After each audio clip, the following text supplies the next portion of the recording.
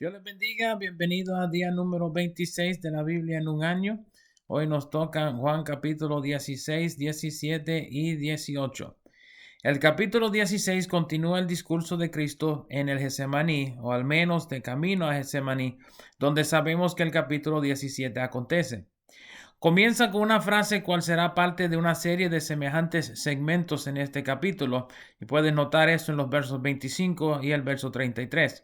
Jesús acaba de explicarle a los discípulos las cosas que le acontecerán luego de su muerte, pero también luego de su resurrección y ascensión al cielo.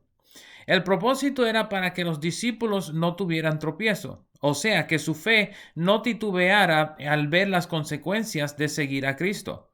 Cuando entramos en el libro de los Hechos más adelante, estaremos observando la osadía de los apóstoles en medio de tiempos de persecución. De inmediato, Jesús comienza a hablar del conjunto de eventos cuales le han de acontecer en los próximos días y semanas. El verso 7 es una referencia a su ascensión al cielo, cual en el momento de estas palabras estaba aún unos 44 días por acontecer. Noten también el uso de la palabra consolador en referencia al Espíritu Santo. La palabra griega es parakletos, cual literalmente significa un asistente legal, cual aboga o intercede a nuestro favor. Este término es referenciado por Pablo en Romanos capítulo 8 y verso 26 como una función del Espíritu Santo en la oración. Noten la función del Espíritu Santo en el mundo en los versos 8 al 11. Primeramente, la convicción de pecado, sin la cual nadie puede conocer al Señor Jesús. Segundo, de la santificación de los creyentes o la justicia. Recuerden en Juan capítulo 15, verso 3, que Jesús le dijo a sus discípulos que eran limpios o eran justos por la palabra que Él les dio. En su ausencia, el Espíritu Santo es quien santifica o justifica por la palabra. Pablo menciona esto en Efesios capítulo 5, verso 26 y Tito capítulo 3, verso 5. Tercero, de juicio. El Espíritu Santo mantiene el juicio de Dios sobre el reino de las tinieblas en la tierra. Esto es un tema bastante complejo, pero debemos saber que quien mantiene la soberanía de Dios sobre la tierra es el Espíritu Santo. No es casualidad que Jesús haya venido a la tierra durante un sistema político tan complejo, porque lo mismo se desarrolla en el sistema de autoridad espiritual, en el cual Jehová es el supremo. Pablo aparenta hacer referencia a esto en 2 de Tesalonicenses capítulo 2, versos 6 al 8. Noten al igual el orden de honra y glorificación entre la Trinidad. El Padre es soberano. El Hijo es la imagen del Padre y glorifica al Padre. El Espíritu Santo glorifica al Hijo y al Padre mediante el Hijo. Jesús luego entra en un discurso sobre su muerte, resurrección y ascensión al cielo, pero ninguno de los discípulos le entiende. El capítulo termina con la expresión de Jesús sobre el porqué de sus palabras. Comparen las palabras del verso 33 con lo que Jesús les acaba de hablar en los capítulos 14 al 16. El capítulo 17 inicia con la oración de Jesús, cual sabemos aconteció en el Getsemaní la noche que fue entregado.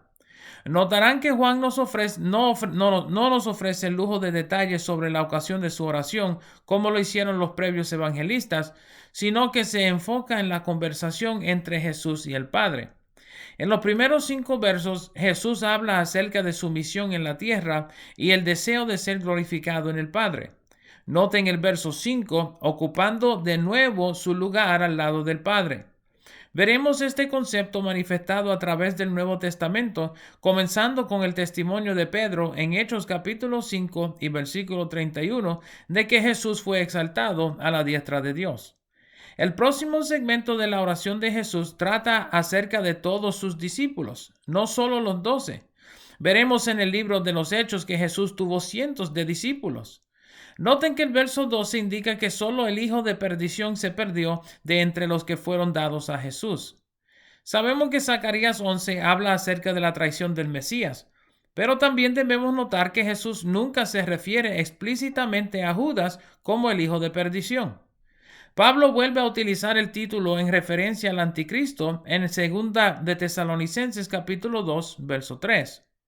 Con esto quiero decir que Judas no fue creado para perderse, sino que al entregarse al servicio del verdadero hijo de perdición, Apolión en el griego, selló su destino final. Debemos notar, al igual que cuando Jesús expresa estas palabras, Judas estaba todavía en el acto de entregarlo. Noten durante este segmento el juego con la palabra mundo. Es un mecanismo literario en este segmento para traer a luz la relación de los discípulos con Cristo y el mundo. Estamos en el mundo, pero no somos del mundo. Pero por cuanto no somos del mundo, el mundo no nos recibe. Somos de Cristo y Cristo nos recibe. Noten el verso 17, cual refuerza nuestro entendimiento de la obra del Espíritu Santo en santificarnos en la palabra. El verso 19 es en referencia a la separación de Jesús del mundo y sus discípulos, recordando aquí que santificar significa, en su término más simple, una separación, para que los discípulos tuvieran que depender más sobre las Escrituras y el Espíritu Santo.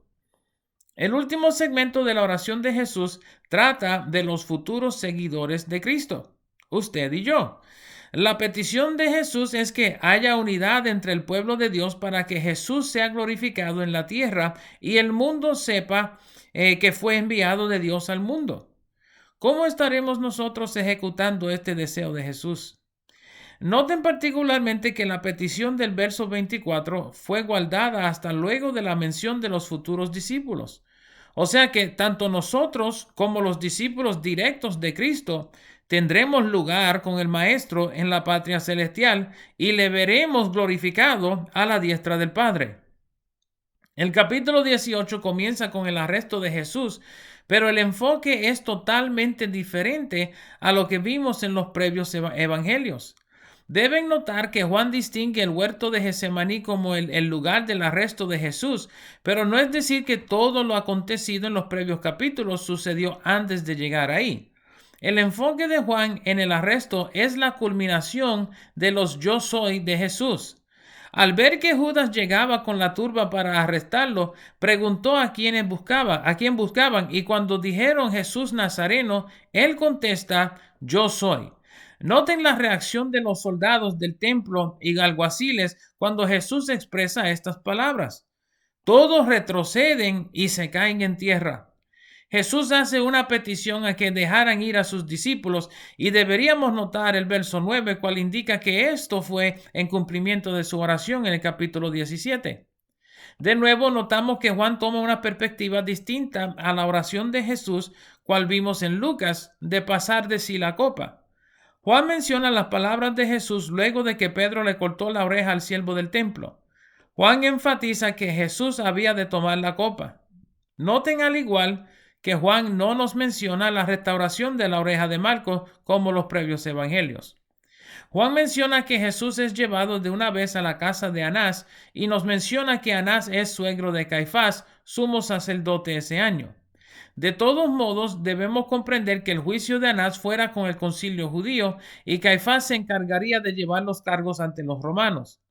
Juan menciona que 2 discípulos acompañaban a Jesús en este momento. Su mención de que uno de ellos fuera conocido al sumo sacerdote indica la posibilidad de que Judas hubiese estado todavía presente y permitió que Pedro entrara al patio donde negaría a Jesús prontamente. El primer golpe de Jesús viene a manos de un alguacil luego de la respuesta de Jesús a Anás sobre sus enseñanzas. Noten que Jesús refuta el golpe con palabras justas. Al ver lo sucedido, Anás envía a Jesús a Caifás. Juan interpone de vez aquí la negación de Pedro. El capítulo termina con Caifás entregando a Jesús a Pilato para ser juzgado en cuestión de muerte. Noten que Caifás menciona explícitamente que los judíos no podían sentenciar a nadie a muerte. Noten también que Caifás no entra en el pretorio para no contaminarse y poder comer la Pascua, pues el viernes era el sacrificio de los corderos como tal, aunque es probable que Jesús haya participado de semejante cena la noche antes. Juan nos menciona una conversación más extensa entre Jesús y Pilato, pero aún así, Pilato no es convencido de algún mal de parte de Jesús. Noten que Pilato denomina a Jesús como rey de los judíos. Este título será puesto en su cruz como representante de los cargos en su contra, aunque es tomado como una declaración de su estatus. Noten las palabras de Jesús que su reino no es de este mundo, y si fuera, sus seguidores pelearían por él. Ninguno de sus discípulos dio voces para ayudarle en todo este proceso. Esto va en línea con su oración en el capítulo 17, que no era del mundo y que sus seguidores tampoco eran del mundo. Espero que disfrute estos 3 capítulos y nos veremos por esta parte mañana.